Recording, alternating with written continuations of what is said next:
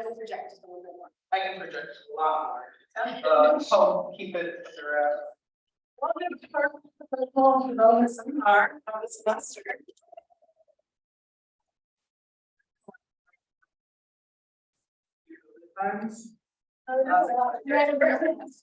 Just kidding. The first one was a semester. And this one's going to be out of like a graduate school. We got some nice, very informed speakers today that will be telling us things. But first, we have some announcements. I'm going to hand it off to Miranda to make our SOAR announcements. So, hello, everybody. Also, we forgot to do this, but this is. Oh, I'm Francesca. SOAR. Yep, our vice president. And my name is Miranda Connelly. I'm the president of SOAR. And so really quickly, because this is Francesca's event, we will be having a custom ink fundraiser for SOAR that will be launching very soon. We currently just finished the design, so we're in the process of getting that approved and get it out. So keep an eye out for that flyer and link. It's going to be really cute and really awesome and nerdy. So please support that. Also, we have our first site talk coming up in March of 2023. So the tentative date will be the week after spring break. We get back to spring break, so it's like the 29th-ish. That'll be our first site talk.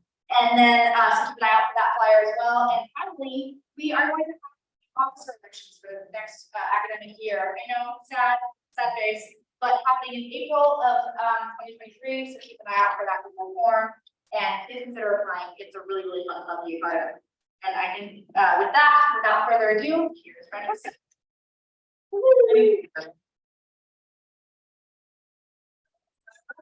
Agenda here for us. So first we're going over the basics of GRE prep. Then we're going to go on to requesting letters of recommendation and personal statements, CVs. I just found out today that you can pronounce curriculum vitae like 4 different ways, depending on where you are. I don't know how we. Okay.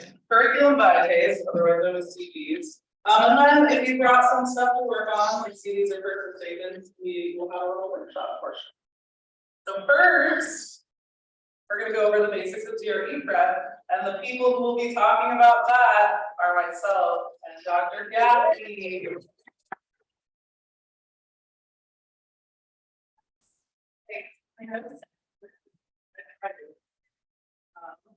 Yeah, you need to stand next to the microphone and now let me yeah. my friend showed up. Yeah. All right, we'll go on to your. All right, you want to start? Okay, so do you all know what the GREs are? A little bit. It's basically a test that you used to have to take all the time to get into usually PhD programs and some master's programs. It's becoming a little bit obsolete. So for a while in the US, it's really similar to the SATs, but again for graduate students. In Europe, it started to go the wayside kind of a long time ago. It started to go the wayside in Canada as well, in the UK, and then we had this thing happen in the United States in 2020. Yeah, and it turned out a lot of universities realized that the GREs are kind of there's inherent in all standardized tests. You know that there are biases, certainly cultural biases, and people started to realize that. So they're pretty darn expensive for students to take. So I think, do you have a list of stuff? I do. We can come. So they want to couple dots. Yeah, this is our examples, right? Yeah, so this is just some examples of programs that as of 2021 required the GREs. Okay. And this is an example of programs in 2021 that do not require the GREs. At Humboldt, we do not require the GREs for any of our 3 graduate programs. So we have the Academic Research Master's Program. Am I right, AR students? Yeah. We have counseling and we have school psych. None of our programs require the GREs. But some programs do, particularly for PhD programs. When I applied for PhD programs back in the day, it was certainly required. But some of you might know my grad student, Jacob Crocker, and give him a shout out right now. he was considering 15 PhD programs. Of those 15, all in the United States, only 2 of them required the GREs, and he said those schools aren't for me. And he got into a PhD program, FYI, that did not require the GRE. So we can go back to the other slide, but just in case it is something that you need to take when you apply to a program, we'll talk a little bit about it. You've taken the GRE. Has anybody else taken the GREs other than me? Walmsley, they're terrible, am I right? Oh, did you enjoy it? Of course. Enjoyed it, it was fun. I generally like it, but it was not fun for me. You don't experience testing. It was, I don't know if it was test anxiety as much as I thought my entire life was riding on the test scores. Turned out it wasn't, but anyways, there's a significant amount of prep that's required. You have a quantitative component. Oh, Yeah. This is pulled straight from the GRE website. These are the different. yeah, you want to. So these are the different components. There are also a couple of random components that people have to go through, like a research portion and it's called an unscored portion. And I think that those are the sections that they test questions out for the next like cohorts. But these are the main ones. Analytical writing, you get 30 minutes per pass. You get 2, it's like 2 different. Then verbal reasoning is also 2 sections, and then quantitative, that's the bad part. I feel like that would be. It's a lot of high school math. Yeah, which how often do we actually use high school math?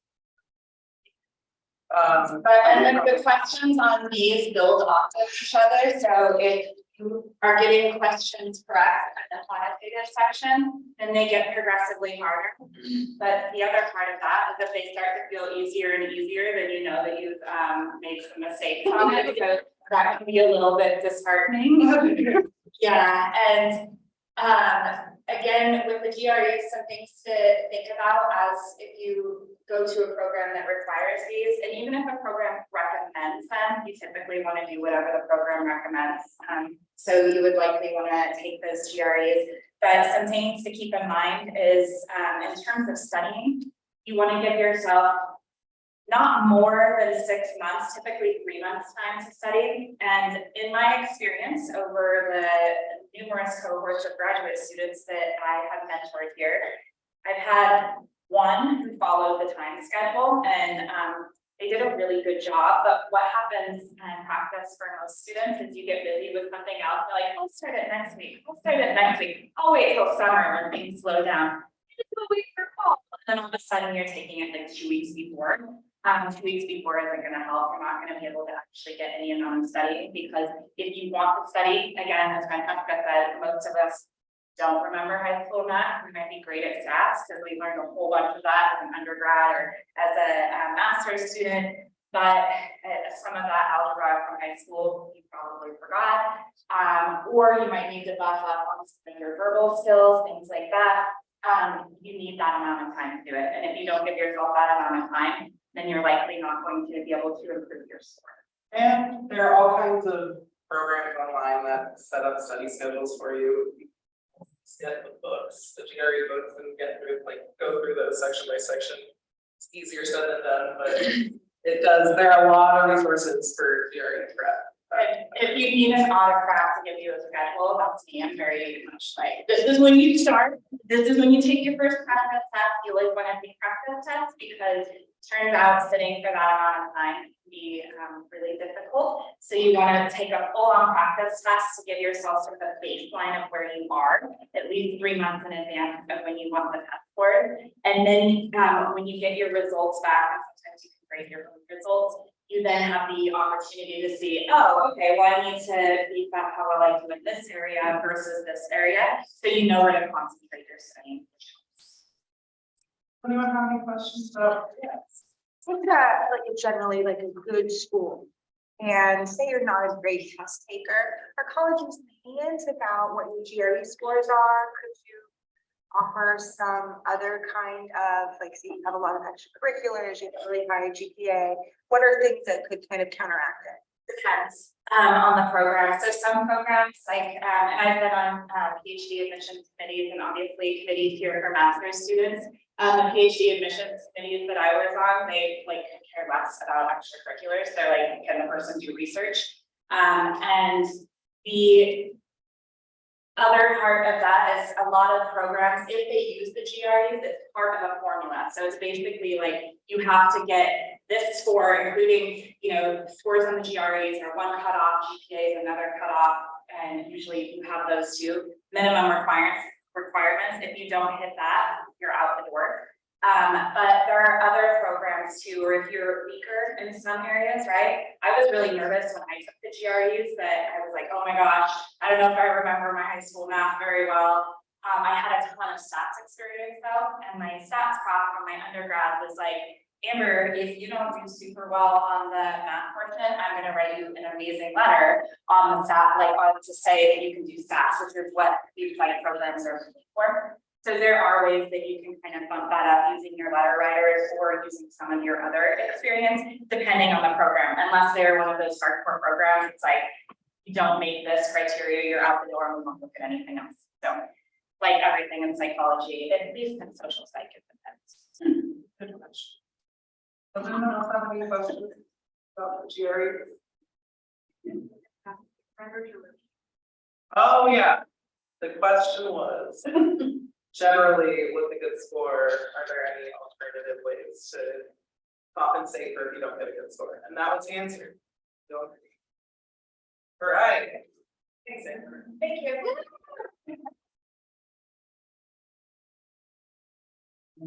All right, our next section is going to be requesting letters of recommendation presented by our very own Dr. Walmsley.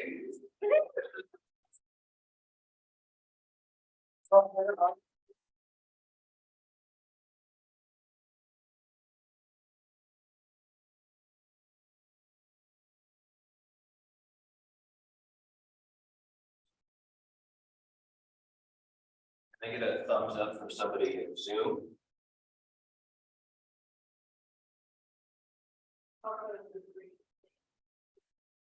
Thank you, B. Thank you, Diana. Okay.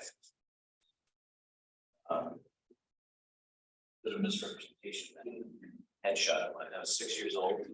More lines on my face. Here's a couple inches long. My apologies. I'm Dr. Walmsley. And I'm here excited to talk to you about the very thrilling world of requesting letters of recommendation. So let's start with, who can you ask for a letter of recommendation?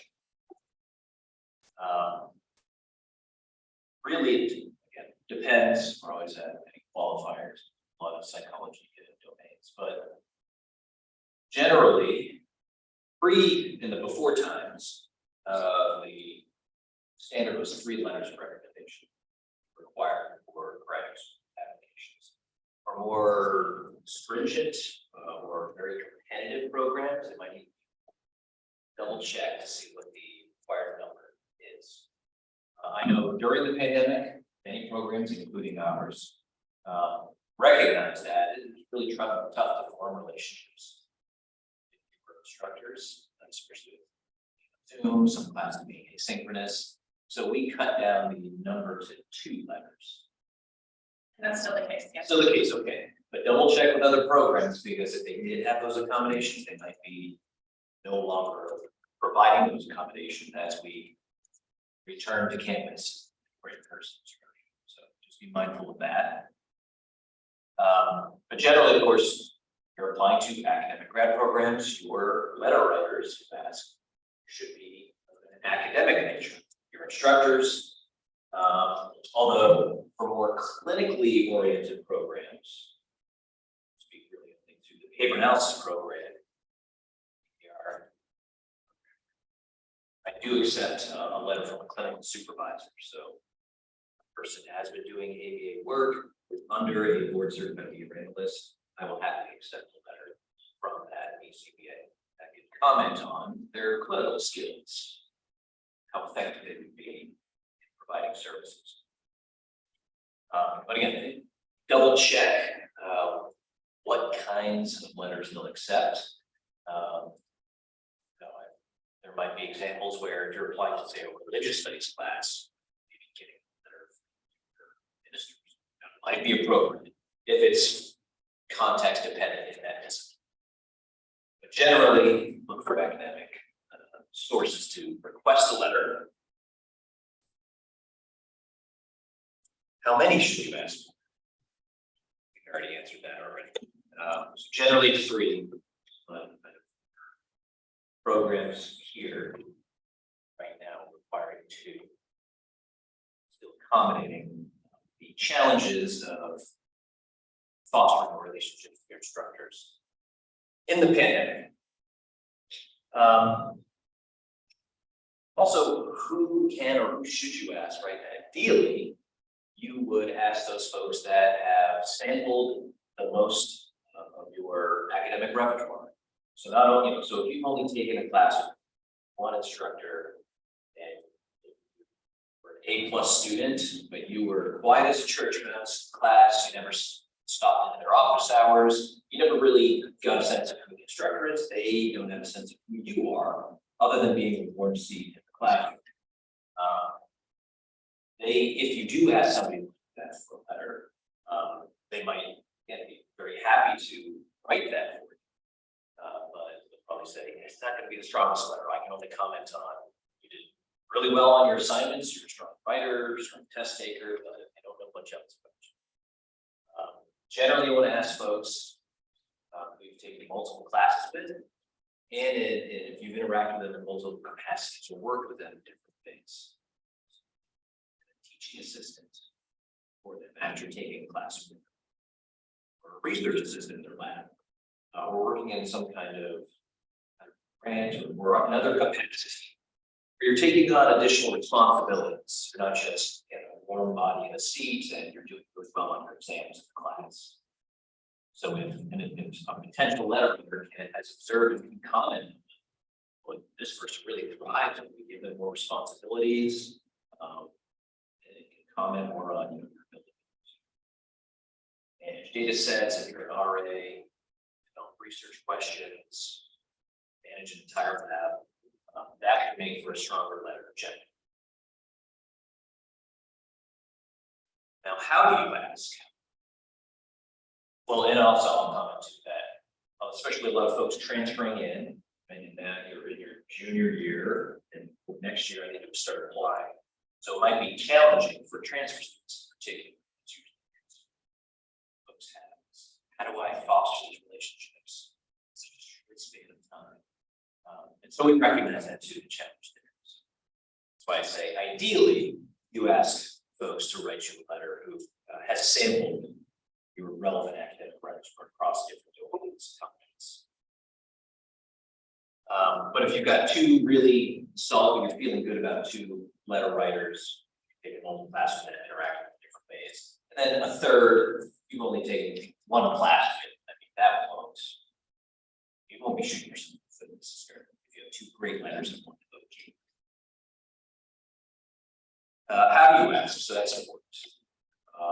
People ask, do my email. And as we're walking down the hallway, you jump out from the side room and surprise them. Follow them into the bathroom. Yeah, all the get to the bathroom,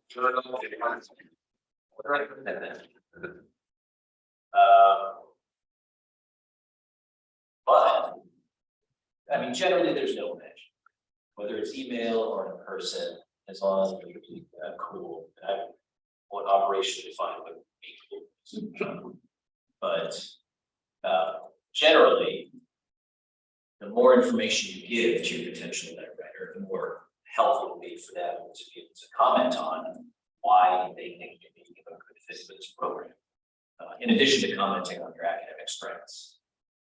So I generally, when I have somebody ask me for a letter, I always ask, okay, can you send me any drafted materials? Send me your CV, unofficial transcripts, tell me why you're really excited about applying to this, why you think you're a good fit. So that'll help me better tailor the letter to that particular program.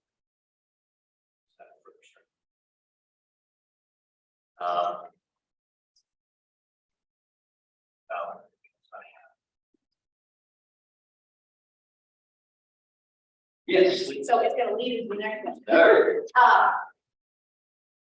What if you, like, let's say it's not a letter of rec for like graduate school, but for something else that's gonna build your stuff for graduate school, so like an opportunity for a internship or a seminar, but let's say you only saw the flyer like a week ago and it's due at the end of the week, right? How should you and how do you ask for letters of rec that are like a little bit too, like they're too early, you know, like they're like it's not enough time, or they're really last minute. Yeah. Folks on Zoom, Miranda asked a wonderful question.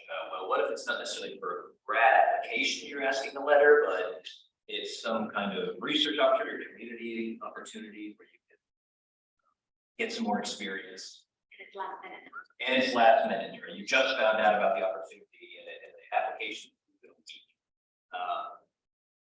Well, in general, my rule is whenever possible, at least 2 weeks in advance, just to respect our time, so that we can write you the best letter we can. Under rush conditions, that becomes a little harder. But I know Dr. Gaffney, hopefully anybody who asks a letter, will consider that as a part of our job. Because a lot of students, I think, are also has to ask, oh, we're going to put our, our faculty out. They're already busy. I should ask. No, we consider it as part of our job, and we are happy to support you. And we consider it an honor.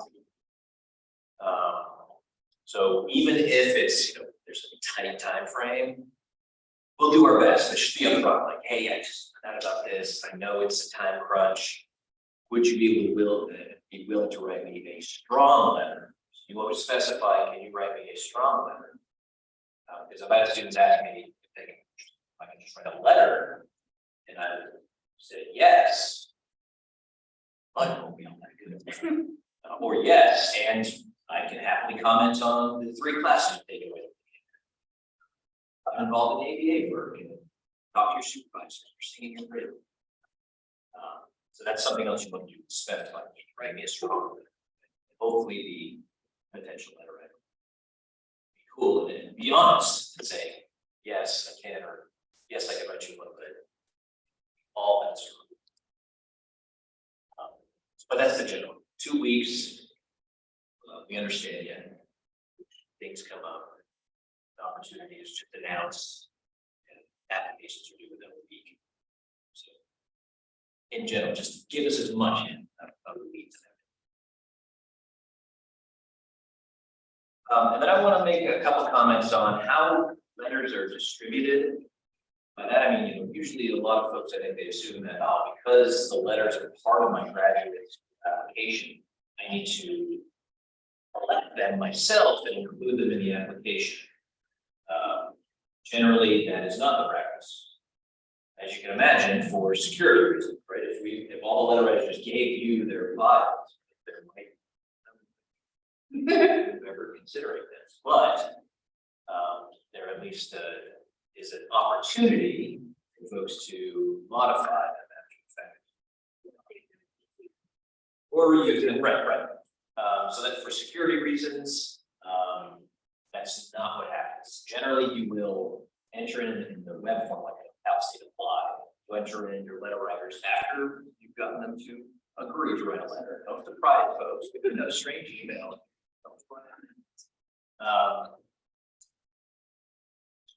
We will enter in the contact information, email address of the folks, and then a email is automatically sent to them with a web link where they upload the letter.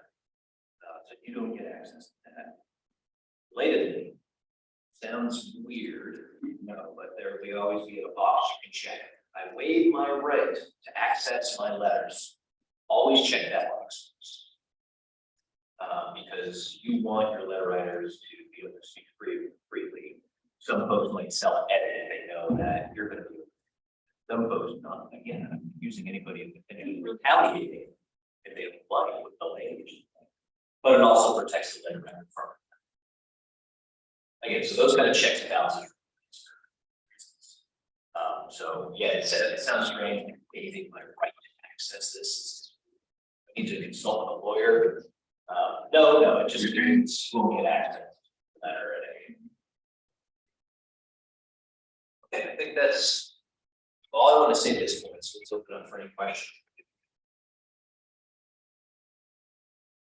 Brett? First one, do you find it as a letter writer helpful if students provide their CV? Or you like, hey, can you write me a letter, here's my CV, like, is that helpful for you? Very helpful. The more information and materials you can send me and any potential letter writer, I think the better. CV, unofficial transcript, so I don't have to go back to Canvas and use my class year and a half ago. Right, make it as easy as possible for the letter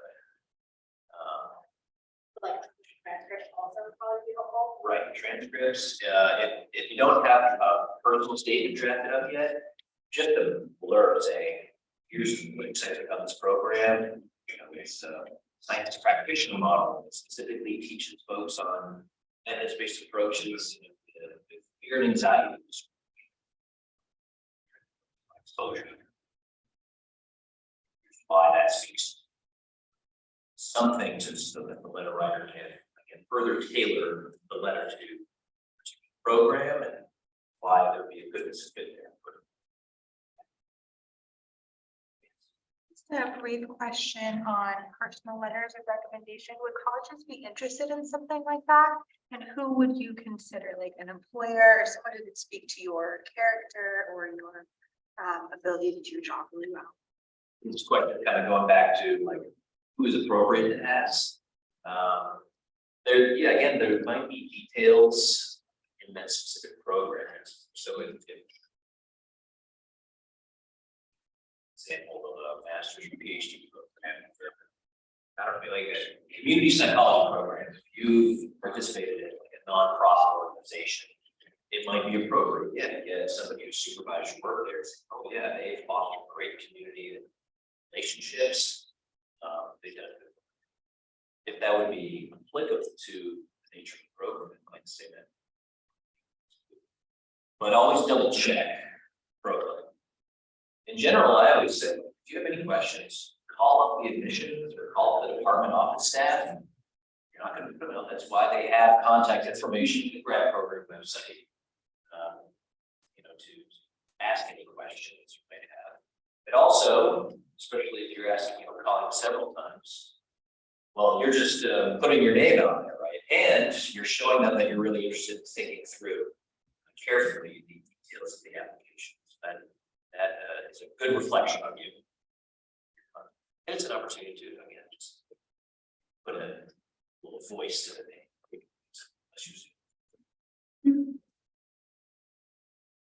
Yes. You kind of did address my question with your question, but if one doesn't have close relationships with the teachers on campus, because a lot of my college on Zoom, could you just ask like advisors or any other like staff at Cal Poly? Would that be appropriate to submit as well? So like your major advisor. I would say, and I've had advising tests, but they've also taken.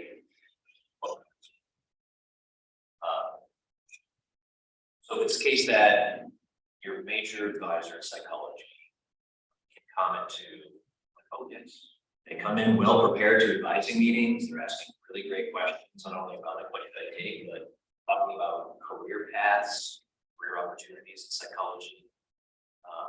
That might be okay. But it certainly, I think, would help anchor it if they can also comment on your academic ability, if they've observed your class. That would make it stronger letter. But an advisee or advisor letter isn't out of the question.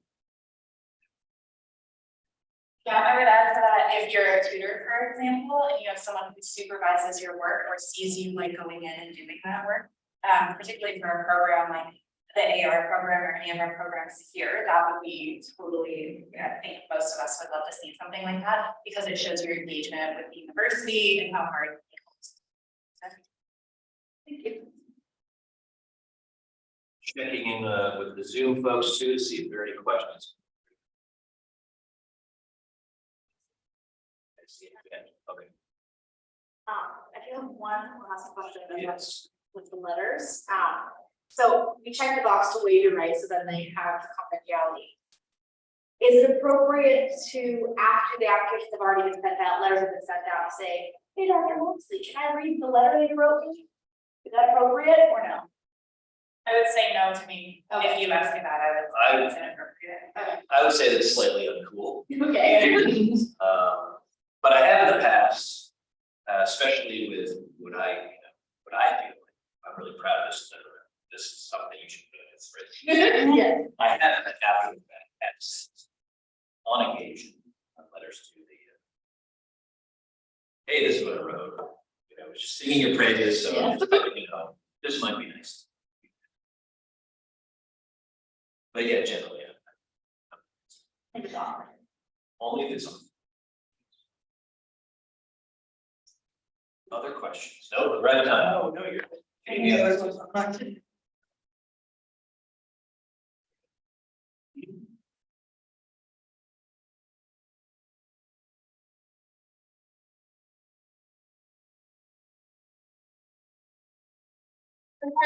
We weren't clapping for you, Steph. Oh, yeah. Thank you, Dr. Walmsley. Welcome, Steph. Welcome, son. For our next section, is personal statements, which is a very, very important one. You're gonna want to get started very early and not do the week before you're applying. And that's gonna be presented by Connelly and Dr. Gaffney.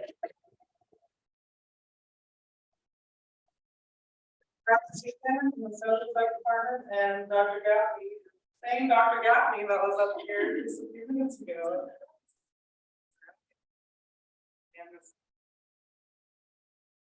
Hello, everyone. My name is Zoe Royer. I am a graduate student acting as a dance candidate. Started in 2019 from Metropolitan University of Denver. And I came to the graduate program, in the AR program, having zero research experience. I was really not super involved in my university at all. So I felt like I had some sort of personal investment in this topic because I learned a lot of my own journey that I'd like to share with you all. So writing a personal statement. What the goal of this document is supposed to really show how you are suited to the program that you are applying to. So what you want to do is do your research before you even start your personal statement. You want to research the bio of the professor that you're working under, as well as anything associated with the labs that they work in. In doing so, you should really be reading the papers that the PI is publishing, so that when you're talking to them, you sound familiar with their work, as well as in your personal statement, you should know how you would contribute to the work that they are already working on. So yeah, alongside that, you also want to research the requirements for the personal statement. So some of them, most of them that I know are like page long, but some of them can be like up to 3 pages, but they're pretty concise. You want to fit in as much information as possible. Again, being relevant and specific to the program that you're applying to. So when I was applying to this program, I did my research about Gaffney.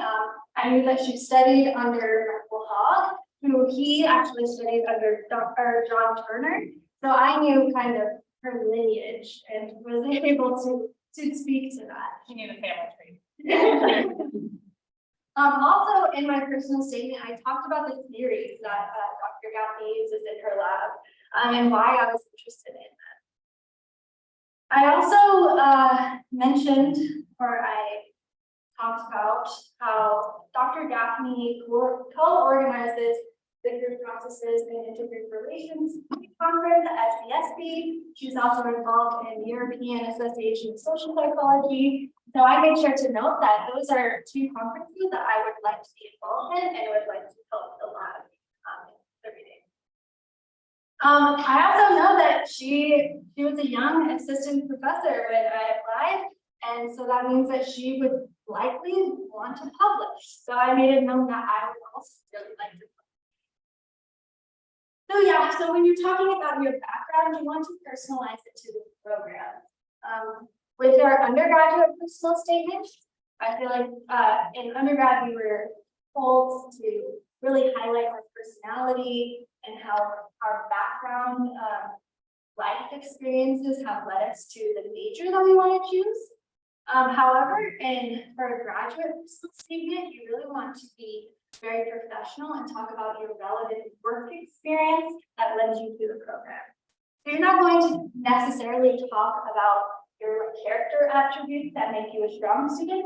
You want to show those like tangible evidence that you are best suited to the program. Essentially, this is a persuasive essay that you are a good fit. And my undergraduate mentor, I quoted him on this. I actually tried to find the email for this exact quote. But you're trying to show that they're the shit for you and you're the shit for them. And that's the goal of the and I don't know if you want to say anything to someone who reads that. Oh, sure. Yeah, so Zoe, in fact, did show that she was the shit. So her personal statement was surprising to me in multiple ways. One, she knew all of my affiliations, which was really great. Also because, you know, I don't talk about myself clearly. But the other part of that is she made a real contribution to the research that I do. And she might not have known this at the time. I absolutely love theory and the theories that I work with. And she came at me with this idea of a project that was uncertainty in parenting. And I was like, dude, what do I know about parenting? And then when I read her explanation of it, and then she also set up a meeting with me, I was like, oh yeah, there's no way that I'm not going to accept this. She's very creative, right? And so it was a clear sell based on that. Some things that I like to, well, Zoe went over almost all of the things that I personally like to see. I've been on variety of committees, so our AR committee here, but also on PhD committees, and I've seen people get tossed out for putting the wrong research in. So I want to work with Dr. Gaffney and do research on autism. I don't know anything about that area, that's not my area, so it demonstrates a lack of knowledge of the area, and I've certainly been on committees where so you really want to make sure that you are clear about that. And one of the other things is a lot of counseling programs. Some of you might be interested in counseling programs, is that right? Counseling programs oftentimes have they have prompts for you. So unlike the more research-based programs where you write a personal statement demonstrating the research that you want to do, you're fit with the program, you're fit with the faculty supervisor, you might get asked the question, if you were assigned a client that does X, how might you respond in that situation? Okay. And so you might get some actual prompts for stuff like that. In those instances, because a lot of my students end up going on to counseling programs or counseling PhD programs, I will give them my opinion with the knowledge that I don't not into counseling. So you should go and speak to a Dr. Cathay or a Dr. Cathay or someone who reviews applications in those areas, or I send them to one of my successful former students who has been into a counseling program. I don't think that there's anything else. Also, just like personally for me, when I look at this, and this is been the case on most cities I've been on, this is the most important document that I look at. So you can tell some things by students, their GREs, we don't take that, by their GPAs, but that's not the whole story. We know that sometimes people have a year in their life where they're, things didn't go well and something's going on. But what I can tell from a personal statement is coherent thought. And so that is really important to me, is being, oh, this person has coherent thought, they know what they want to do, or at least they have an idea of what they want to do. And if they're a good writer on top of it, it's just icing on the cake. That's going to make them an excellent writer. Well, that's me.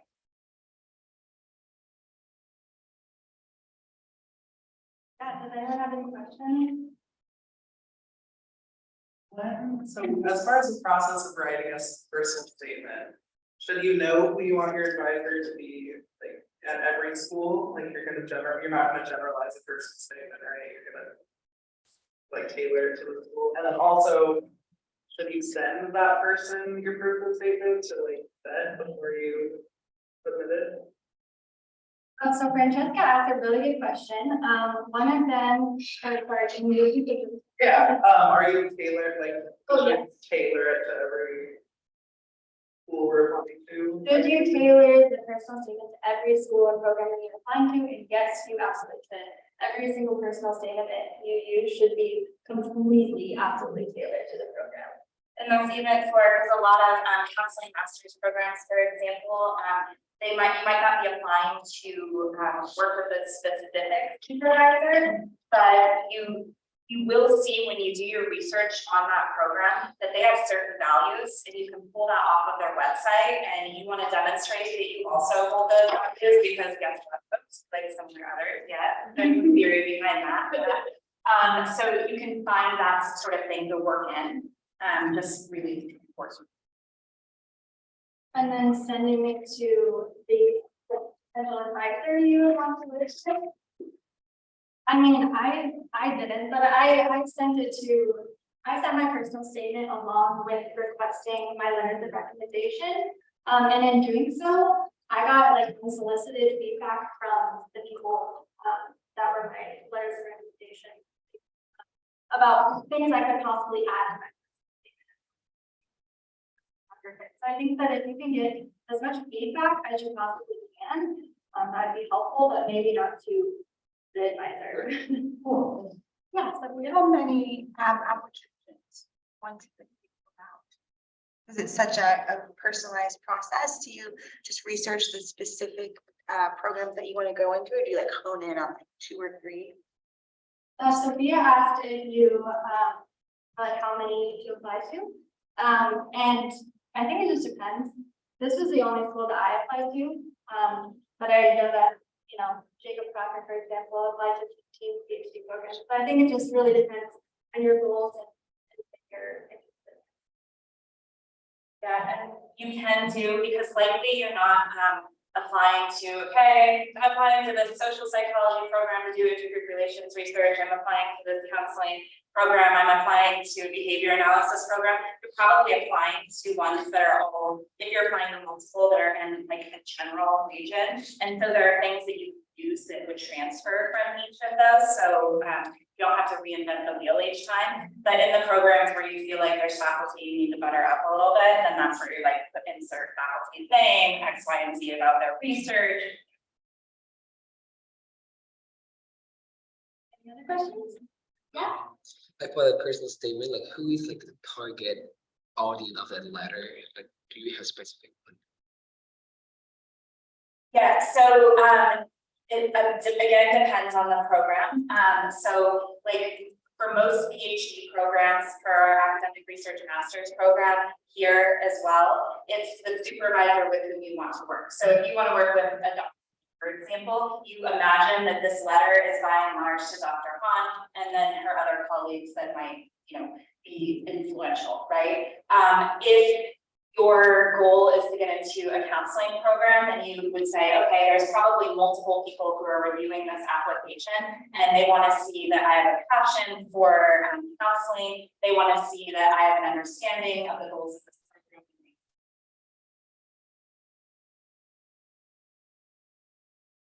And I want to stress, as an advisor and also being on a lot of committees like this to me is the most important document that I read. Who do you recommend to proofread our personal statements? Anybody and everybody, or specific people? It's nice to have, so if you have an advisor or a mentor who's in a faculty position, that's really good. So all of my graduate students with whom I work, I will go over their personal statements in detail because that's really important to me. But also some friends, anyone who can help you to proofread, things like that. People who you think are good writers. I set up a meeting with my advisor, and we like workshopped it together. So it really depends. Like if you have a close relationship with a professor, I would say that's like the first place to go. And you can find samples. So that's important. You can find samples online. You're applying to the program here and you're like, oh shit, I've never done a personal statement before. now know the coordinator of the program, and I keep examples on file for folks so that you can see, oh, this is what the successful statement looks like. So you don't feel as if you're completely reinventing the wheel, and it's really nice. Really fast also with that. Because I know that you can get letters of recommendation from the people that you would like to work under the graduate school, correct? Yeah. Yeah, so Miranda's question was, can you get letters of recommendation from the people with who want to work? Yeah, particularly in a program like our programs here, for sure. If you are applying to a different school and you don't know them, then obviously that can't be the case. So if, for example, Senna, who's my lab manager, is like, I'm gonna apply to the AR programs to work with Gaffney, and then doesn't use me as a letter writer, I'm gonna be right, come on. No, so yes, absolutely for a program like this, and if you know the faculty, that's definitely fine. If there's a question of someone at a different university, then you just ask the coordinator of that program. And that goes the same for like having people who you want to work under proofread your personal statement. Is that also appropriate or no? If you have a mentorship relationship with them, yeah.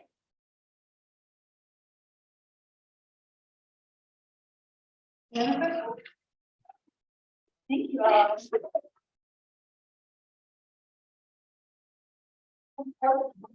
So we gave a shout out to the journal group process and group relations.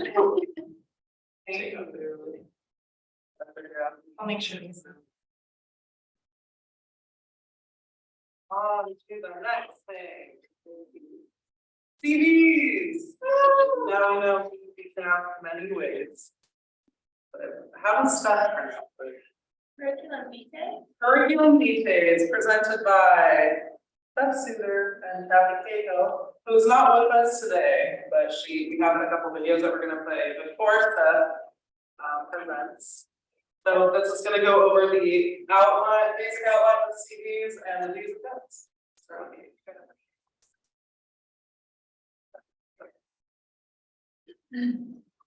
It's a country, it's CA, and I'm also on the graduate admission.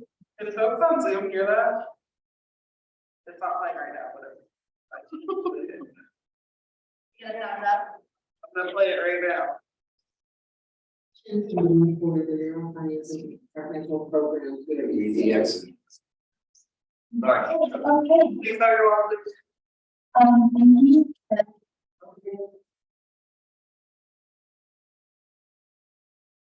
Oh, please.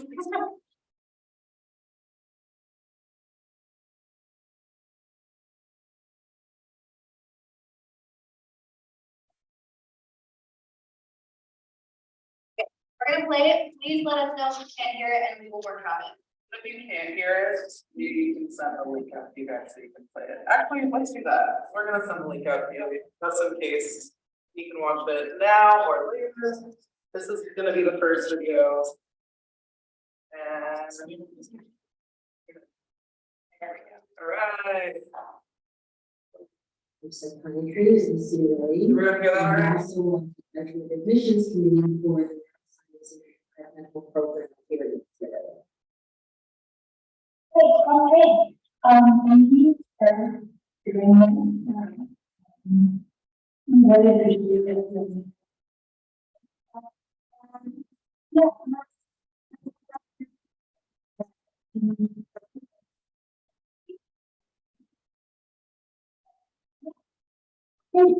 All right, so basically a curriculum vitae or CV is really not the same thing as a resume. So I want you to make sure that you have that distinction where a resume you want to have as much information as you can, concise, and it shouldn't be more than 2 pages for a job.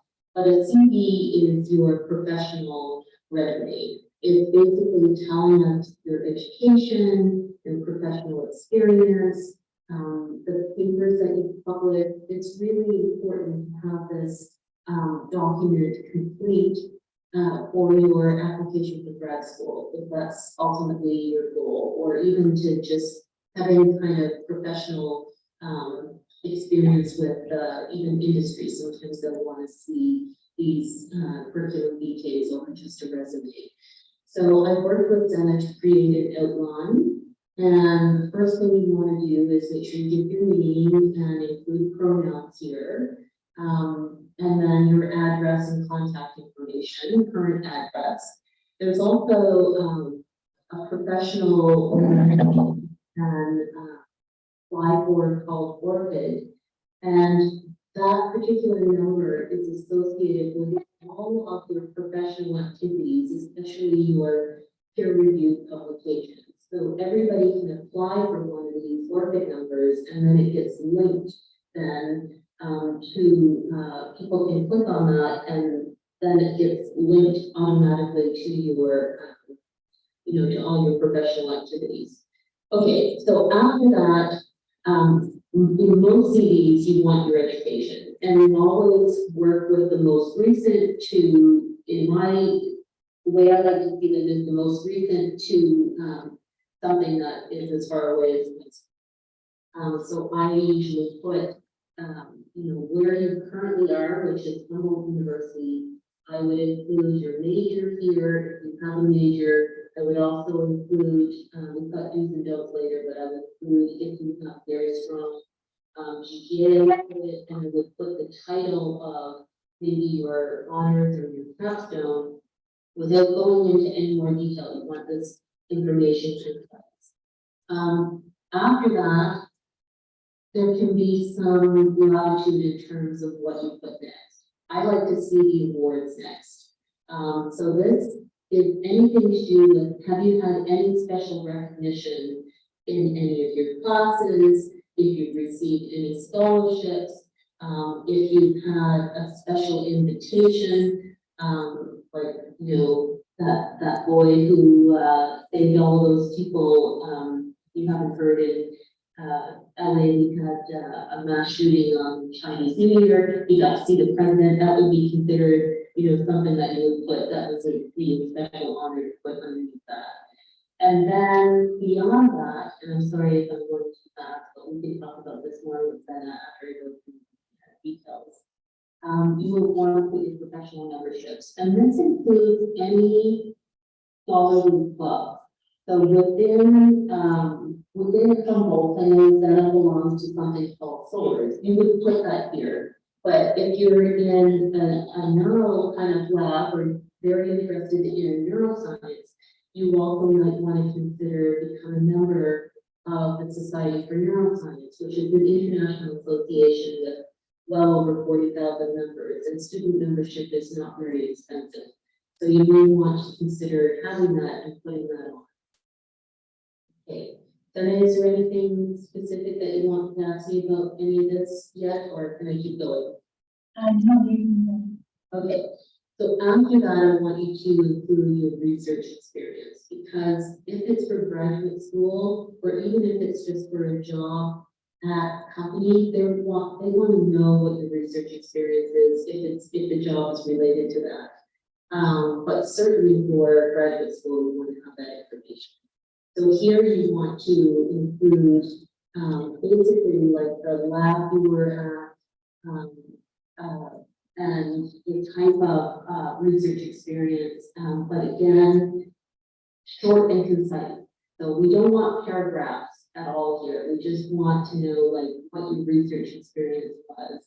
And in another place, you can actually put your skills that may be important for that job, but your skills don't go here. They just the research experience. And then of course, if you've done any TA or tutoring, then you would put your teaching experience as well. Then after that, you can list all of your paid and unpaid work. So even if you worked at a coffee shop as a barista, we should have that information here. And you want to know, like, how much you've gone out and supported yourself throughout your undergrad education, and if you've done that. And if there's any entrepreneurship here, that really stands out as well. So really make sure that you have all of your paid and unpaid and volunteer services in these next two categories. After that, I like to put my three people that can speak to different elements of your personality and your research experience. So you want to pick a professor or a mentor if you're doing an honors or a capstone. You may want to have another professor that can speak to your leadership skills in the class. And then maybe someone who could speak to someone where you've worked for an extensive period of time, and they can talk about, team, if you're a team player and how well you get along in the workplace with other people, if you're able to problem solve, etc. That gets put under here. You want to think about those people. And then after that, and it doesn't have to be anything as I mentioned before, but I usually scroll to the end because I want to see what papers and presentations you've done. So you can include in terms of your papers, anything that you can break it down into a peer-reviewed journal, and you would also include here things that are in press or in preparation, as well as anything that's actually been published. You can also file archive your papers if they're written, but haven't yet quite been submitted, or maybe they've been submitted. But that allows someone to actually go to that link and actually see the full paper before it's actually been published, if you've got it to that stage. And then beyond that, just any abstracts that you may have presented, posters, etc. The abstracts get listed here. So even if you're a presenting author, that goes in a different place. It basically shows up in two different locations. It shows up on your abstract, but it also shows up under your presentations. So if you've given any short talks to any clubs, if you've done any invitations, I would have invitations to give a lecture, not only to other universities, but also scientific conferences and meetings. But I might also include in here presentations to nonprofit organizations relevant to the research that I'm doing. So you can put all of that information in here. So hopefully that wasn't too. And we have one more video. The do's and don'ts of CDs. And I will also. You have using.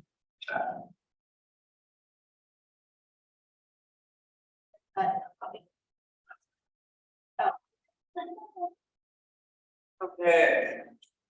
Don'ts as well, and I'll go through the don't list first because I think that's more important than the do's. The don'ts are often from other countries. You see people putting on their photo, and that's a big no-no. People don't want to see that in your curriculum vitae. You also don't want to add your personal information like the age and where you were born. You just don't want to get that because it's really unethical for a company to bias who they're doing, interviewing, and so don't give them that opportunity to do it. Sometimes you have CVs that have unreadable fonts and very fancy kind of calligraphy letters. Don't use that sort of thing. Be very, very clear with your font. And don't use like tons of bold and underlines and italics throughout. It's okay to bold headings or underline headings, but don't, like within text, don't start, underlining or bolding things when you're describing your research, etc. And make sure there's no spelling or grammar mistakes. And it's very off-putting if you see a professional document that actually has spelling mistakes in it. You can, at the very, very bottom of your CV, actually it's not at the bottom, it would be close to where you would put your references. You can make another column of personal interest. But this again, you want to limit it to one or two things and not go into like crazy detail. And you don't even have as many as 5 things, but it's just bullet point, just the detail of what exactly the activity was without going into crazy detail, like if you were a sports person and you were on varsity, and your team got to a certain thing, this is not where to put it. You can actually put that in honors or something somewhere else if you really want to highlight that. And I think that's pretty much it. As I said, you want to make sure you have the references. You don't want to put like 10 people down, but 3 good references, sometimes 4 is fine on there. And for your dues, make sure you do that at the personal pronoun. That's a thing that everybody wants to see now on a CV. Some of the other information about your citizenship, and whether or not your EDI will be within the application of you applying to grad school. So it doesn't get put on your CV. That's more personal information that's specific to the program that you might be applying to. Because there are scholarships that are specific, if you're a citizen, etc., or there may be specific scholarships they want to consider if you're recognized as an EDI. So that information gets put just in the application. You should, as I mentioned, in your education section, mention that you have a capstone or a major title or an honors, and give the title of what that research was. And you can add, like I said, maybe 1 line of description, but not more than that. Then your GPA, the GPAs will also be within the application. They will also be required that you send transcript. But I always like to see GPA here if you've done really well. So it highlights that you've done well, and make sure you give what it's out of. So what the weight is. So in some places it can be 5. So you really want to make sure that you say if it's out of 4, then you say it's out of 4. And then you can also integrate, in the area where you would put your hobby. Actually, no, I wouldn't put it there. I would put it under your professional skills section. I would also, you can highlight in just bullet form, if you have specific software skills, you can always highlight it there. Or if you have specific skills in statistics and know certain softwares for statistics. But you can also include in here, like if you're very good at behavior and you've done, certain behavioral tasks to measure anxiety or to measure pain or to measure, trying to think, because I'm a neuroscientist, so these are the things that I'm thinking of. But any special skill that, it could be behavior, it could be electrophysiology, it could be optogenetics, etc. You would want to list that under your professional skills as well. And then keep the formatting. Make sure it's really readable with lots of spaces, etc. The CV doesn't have a page limit, so just make sure it's all very readable and very organized. Okay, great. So now that we have basic understanding,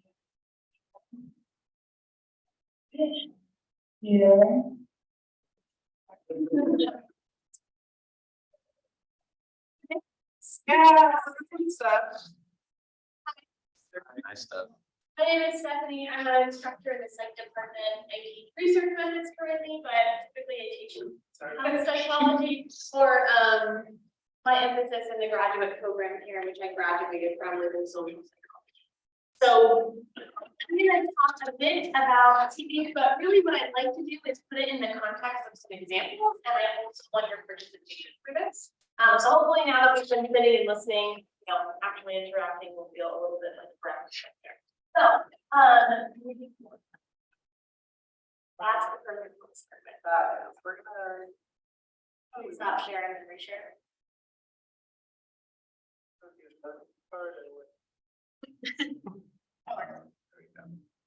Just, you have to make sure that they don't see it. Oh, my hand. Yeah. Maybe I'm gonna stop sharing. This is.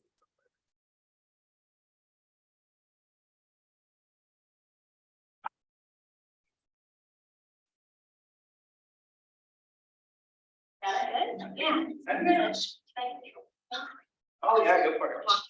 Yeah, follow you, Seth. Okay, so the first thing that I want to do is just take a look at, I want this to go away. Make it go away. So I'm just gonna, here we go. And then, you might just have to read that one right there, I guess. Oh, there we go. We'll just, okay, so what I would like to know from you, I'm gonna just kind of scroll through this. I want you to take a look at this person's CV. And I want you to think about that's maybe you would do differently if you were in. So starting off, notice that probably should be different on this. Hold on, right? The marital status? The marital status, I feel like that's pretty irrelevant to where this person is applying to. Yeah, what else? What else? Say the email is probably. Yeah, the email. It is totally fine to have an email that is hotmail.com, but perhaps that's not the email that you want to use on a professional resume that your advisor might see, right? Or similarly, if you're applying to a job that's looking for folks and asking for a CV. One thing that you can do is it's not bad to have a personal email on this. Just think about what your personal email is, and if that's the face that you want to put forward when you're applying. Best practice is just use your school email if you have one. It's real professional already. If you don't already know, you can go into your student center and actually change what your email looks like. So if you want it to be, stephanie.souter@humboldt.edu, you can change that. Or if there's a name that you want to present in your email that's not the one on record, you can do that as well. But it can't be a copy. It could be topic, but it's probably gonna hurt your chances of getting into the program. Yeah, what is some other stuff on here? The fun fonts, this really font. Yeah, and I think it's not necessarily just that the font is swirly, because that's pretty readable.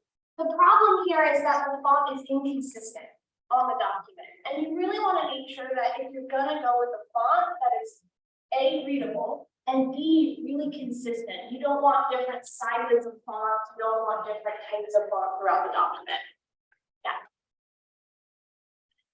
The education is in the wrong order. That's a really good point. So here we have reverse chronological, or it should be reverse chronological order, right? So we should have the most recent stuff that you've done at the top, and then it should go back in time, right? One of the things that you should think about when you're building your CV is if somebody were to click to skim this document, what pieces of information do you want them to pick up? Well, first of all, you want them to get the most important stuff, like what you're doing currently, and then after your history, you can leave that into your path, right? Yeah. What else? Those are not the only things wrong. That's on the part. The hobbies and interests, I think, are essentially. Yeah, the hobbies and interests, right? So like Stefan had mentioned, you're welcome to put information in about stuff that's interesting, but these things are totally irrelevant to any actual experience that might be your job or your. Also, at the top, it includes like their health conditions.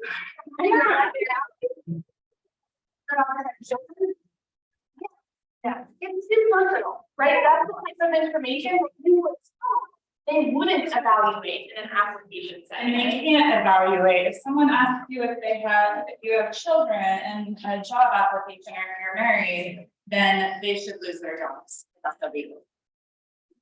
If you need to step out because you have a class, you'll take off. Maybe a mass. All work together. Yeah, the license at 6 points. What is that? It's that they included that they have a driver's license and in parentheses it says 6 points. Yeah, so, also, if you're applying to a job, let's say, that's asking you to transport children to and from a facility, they might ask for a CV, and it might be important to note that you do have a valid driver's license, right? So there might be a good reason for that, but perhaps don't include how many like things on your record on there, right? That's too much information. It's not enough information you want to have. That's easy. Driving license. Yeah, the driving license. Another thing that I would say about this in a sort of less silly component of it is just the way that it's structured is pretty difficult to follow, right? So here we have dates on the right-hand side, and then we have dates on the left, or vice versa, right? We've got things disorganized. So what you really want to do is make sure it's incredibly easy for someone to find all of the information they're looking for. So it doesn't actually matter what part of the page you date, as long as it's consistent throughout. So if they're going to look for the date, they're always going to look to the right-hand side. That's how you demonstrated it. Or if you're always going to do it, you always on the left-hand side, right? So just make sure it's consistent. One thing that can be tricky about CVs is that although there are kind of standardized rules like spelling error and clarity and organization, there are different ways in which you can organize this document. It's not like there's a one-size-fits-all. And I'll show you some other examples. But does anyone have anything else they want to say about this? Would primary school need to be listed on there? No, so that's a really good one as well. So unless this would be like Super special. something super special, like a special bright child, right? I don't know what that, but unless there's some really back that far, right? That's probably too far back.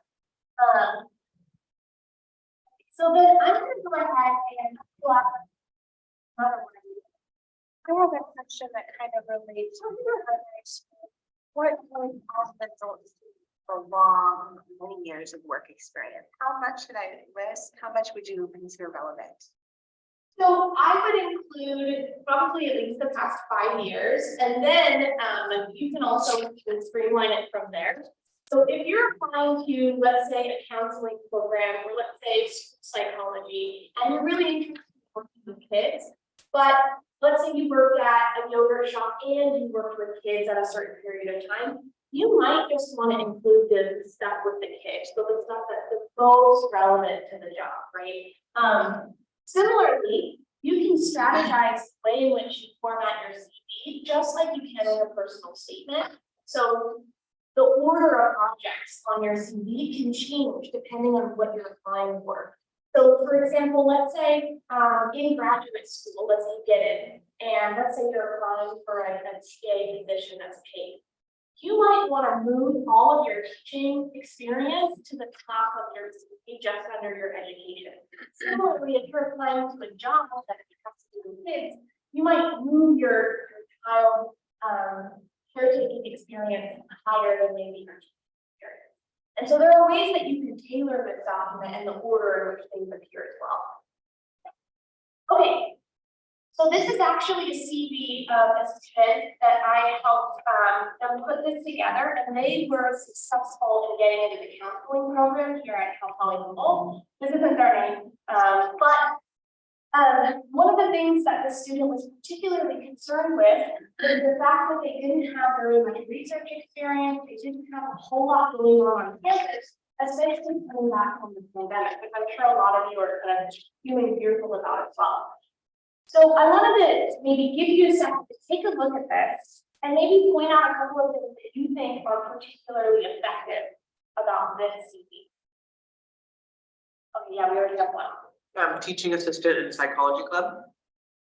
Yeah, what's effective about that? It shows that even if there's not research experience, there's some other involvement with the university. Right, so student has gone through the effort of really thinking about the things that they have done, right? So even though you might not have research experience, or let's say you don't have TA experience, there's ways in which you can talk about the stuff that you've done that provide evidence for why you're qualified, right? So they're being creative a little bit in like what they're showing and showcasing.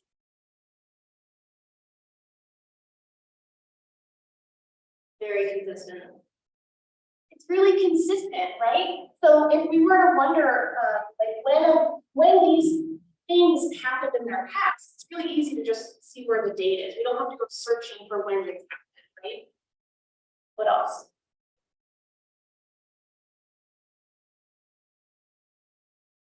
Yeah. It prioritizes the psychology examples, like with the somewhere in the top it said the two. Which one? Oh, under the, wait, crap. I can't say it anymore, but it said two psychology parts, and the last one was like a Spanish one. Wait, second page. Oh, the honors. Yeah. Yeah, so prioritizing that psychology related experience. Another thing, and I'll zoom in here that we talked about. So this student didn't have a lot of psychology specific work experience. So, you know, for example, you think of psych specific stuff with counseling, you think of like, oh, I work in a counselor's office, or oh, I work in a mental health center. But there are a lot of other jobs that can showcase the skills that you have with interpersonal relationships. And so one of the things that they did here that was particularly effective is talk about how their volunteer experience at the veteran call relates to what they're trying to do, right? So here they say they cultivated relationships and positive experiences for veterans and their families. That's incredibly concise, but it points to what they were doing in that role and how it might relate to being a good counselor, right? And so down this way. Another thing that they did, and for time and brevity, I'll just point this one out. So this student also included relevant courses that are applicable to the counseling program. And not only did they tell the reader what classes they've taken that are relevant, they've also pointed out a couple of research papers that they wrote within those classes that might highlight their interest in the topic. So one of the things that this can do if you don't have a lot of experience is say that it's not just that in the past 3 months you're interested in being a counselor, but ever since you started your graduate career, you've been writing about, thinking about being a counselor, right? Or writing about, thinking about neuroscience or social psychology or whatever the thing is that lights you on fire inside, right? You've been thinking about this stuff, it's not new. So that's another strategy that you can use to include some stuff on your CVs that's a little extra than what we heard about in the video, right? So I'll show you another one. This one has some tips that I left in here because I thought they were great, and we'll send these resources out afterwards so you guys can use them as well. What do you like about this one? You can also not like some things as well. That's the beauty of the CV. Not everyone's going to look the same. What do you think about this structure? Yeah. I think for formatting, and like organization, I appreciate the bolding with the italics because it helps you differentiate the organization and then what their title is very quickly. And then obviously the skills that are bulleted beneath. It's not super consistent. There's specific underneath the first one. Yeah, it's not super consistent, so maybe they could have made that more consistent and that would have been more impactful. Yeah, I like the font. The font's unique, but it's readable, right? So this is somebody adding a personal touch in a way that's not like exams or like something kind of goofy, right? Yeah, so it's something that's more professional. One thing I'll note, although there's some controversy about this, Times New Roman is actually, research studies have found that people find it outdated, like people find it to be like old school. So some researchers might recommend not using Times New Roman and using instead, which is a newer font. Although I think there's some disagreements. I like Times New Roman too. Okay. One thing that I'll say that's also really effective about this is that they have included the title of their like role before the place that they did that role. And what that does is it immediately says, oh, this person instructed literature classes. And then, okay, I want to refer to that role that they held. Then they can look and see, oh, that it was in the Department of English in Illinois, right? So one thing that you might do is highlight what you did first, like your role, and bold that, make that the most clear thing standing out, and then include like where it was, right? Because what's more important than where you were working is what you were doing when you were there. And you want it to be really easy to find out. Okay, what else? Likes this one.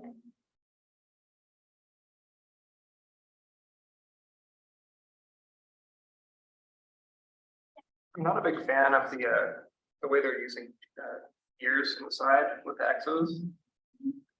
It just doesn't seem very specific. I think that was just a sample that I pulled. Like, Oh. typically you might put ears in there, but yeah. But yeah, I mean, if it was a real CV, you should definitely put exactly what you're what, right? Yeah. Was there too many bullets for each? Like, should it be more concise about like maybe one bullet unless there's like a paper and a set of skills that are relevant? Yeah, so what I actually think is it could have this number of bullets, but I would maybe recommend shortening this. Like if you're gonna use 5 bullets, give us 2 words per bullet, right? Or 1 or 2 words per bullet. This might be a little bit too wordy. Yeah.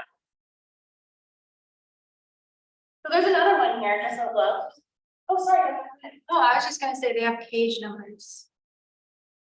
Yeah, what's the, do you know what the usefulness of the page number is? If someone printed out your CV and it fell all over the place and then they have a bunch of CVs all out there and then it's easy to just go back to them. Yeah, it keeps things organized for the person doing your stuff. You do not want any additional level of like stress or confusion when they're handling your materials. You want them to be super hyper clear. So yeah, absolutely. Page numbers, very important. Another thing that you should do. Headers too? Huh? Would you use headers in that case also? Yeah, I think maybe on the top right hand is where someone would look for it, so perhaps up there. One thing that the other one is this early career person does as well is write the date that this was updated as well with the page number. And what that can do is just let the reader know, like, oh, you know, this person submitted their application 3 months ago, and that's the last time this was updated. There might be new stuff this person has done since the CV was submitted, right? So that's kind of a nice touch. In addition, it demonstrates that if the date they're looking at it was like yesterday, and now they're looking at your CV today, it shows that you spent time to curate and clean up and prepare that CV just for that. Right, so it indicates to them that you care enough to go through that process for them. So that's kind of a nice touch. Again, it isn't required, but it's sort of a stylistic thing that say some stuff about it. Okay, so here's another one. This will be the last one I'll show you. What do you think about Juan's CV?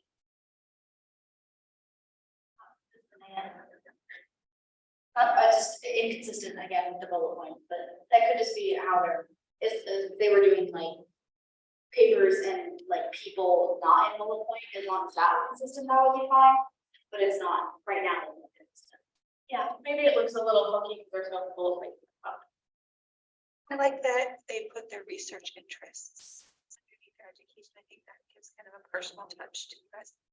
Yeah, and it also sets the tone for the person reading this. So like, instead of having to read all the different labs the person has been a part of and gather that they like social neuroscience, they get to know like this person is into social neuroscience, and then they're going to use that lens to kind of think about the rest of the things on your CV. So it sets the tone, which is nice. Just be careful that research interest is very hyper personalized for the thing you're applying to. So you wouldn't want to say, oh, I like neuroscience, even though you're going to submit it to the social and the neuro and a bunch of other stuff. You're going to want to really be very in there. I really like the way the inserted lines kind of divide up the sections. Yeah, it's easy on the eyes, right? It's really clear when one section stops and next starts. It's a nice touch. And again, it's not necessarily that you have to have stuff like this, but it's a nice stylistic difference that might set your CV apart from other folks. What else?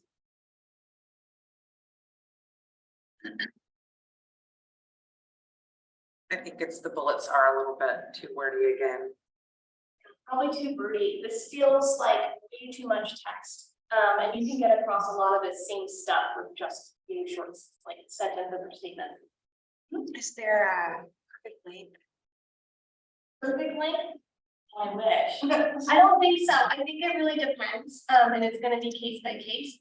I would either do one sentence or bullet points with like a word. Is my personal preference. But I also know that there are instances where people can successfully write in this way and not make it look quite as wordy as this. So I wish there was a hard and fast rule, but I just don't think there is. Yeah. It says they're recognized as a list of teachers ranked excellent by their students. I think that that should be put in there like award or honors under their teaching and mentoring experience.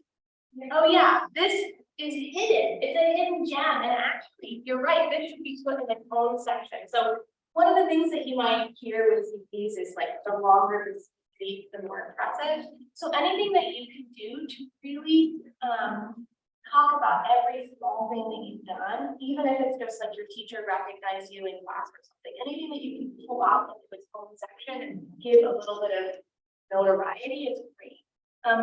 Think about your CV as like the history of everything awesome that you've ever done, right? And so it might require some like sitting down and really thinking about it. And you might have a lot of stuff in your past that you don't even realize that you do, including little stuff like this. It should be separated. It should be recognized in its own section.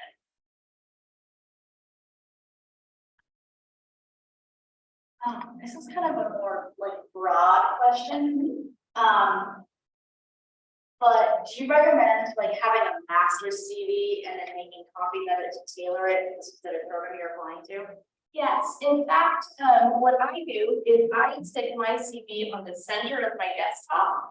So like there's nothing on my desktop because I like to keep it really clean except for my CV. So that when during the day if something comes up or I've done something, I can update it really quickly and I don't forget. In addition, that serves as like the master copy, and then when I go to make an application, I'll like save as the initials of the school or the initials of the job. And then I'll reorder things. I might even change the way that I talk about some of my research experience to really tailor that. So just like a personal statement, you can tailor your CV and you should tailor your CV to the program so that all of your materials sound like the narrative, right? When you apply to the program, you want to talk about that school in terms of the whole that they have, and then you want to shape yourself into that perfect little piece of whole so that it's obvious that you're the best choice. And you do that with your personal statement, your CV, and with letters of recommendation. Are there other speakers? I think so. That might be right. Our VP has good class, so for this, I've given these to the organizers, so they'll send you these copies of these CDs. We won't send you the bad one unless like you have a funny reason for launching it. Because I don't want you to get confused, because I'm sure you would all get confused with that. But with that being said, thank you. And if you ever have questions, I'm more than happy to meet and look at your materials. It's quite a bit of fun to help people celebrate themselves in their CVs. So yeah. She like got here late. Is there a sign up sheet? Oh, yes. And all right, Amber, and, so you all know. Also, because this talk is recorded, we can supply all supplemental materials as well on top of it. So we can have the links to some sample CDs, the videos that we showed as well, and anything else that we showed that was supplemental. Okay, so now technically it is now 5 o'clock. We have until 5:30 to specifically workshop anything you have. So we have an expert here. You have to have your CV on like a document, and you guys have Stephanie look at it. I can also look at it. We have some 12 members who provide as well to look at CVs and give our 2 cents. For everybody on Zoom, if you have any questions, this is the time to put them in the chat and answer that way. Also, you can always again make comments with Stephanie Souter and any of our wonderful speakers that we had. We'll be happy to help. And yes. Where will the recording be? Yeah, so our recordings are almost always going to be available on straight on our SOAR website. And you can also find our SOAR website if you find on our Instagram bio. So you can find all those. Thank you for everybody who came to Zoom. Wherever you go, if you like it, don't make sure to put your stuff in the chat if you're kind of ready. Anybody? Yes.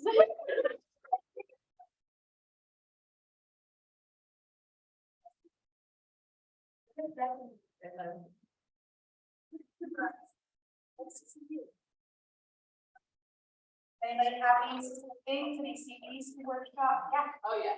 Okay, good. Awesome. So for anybody who's interested, please grab snacks, we have tons extra. Don't make if you want, you can head out either way, but thank you so much for attending. And remember to sign in also, you have to sign in. Thank you. Yeah.